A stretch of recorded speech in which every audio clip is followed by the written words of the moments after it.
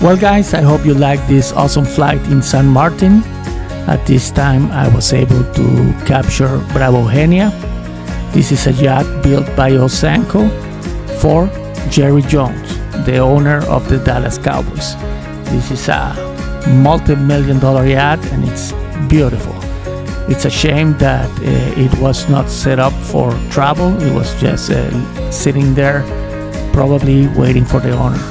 But anyways, it was a good flight. I enjoyed doing it and I hope that you enjoy watching the video.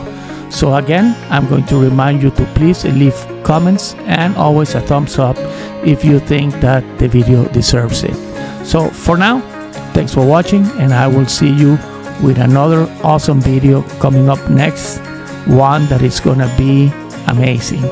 I capture Apple, the multi-million, $300 million yacht at sea in Miami. So that's coming up next. So thanks for watching and I will see you probably tomorrow. Take care.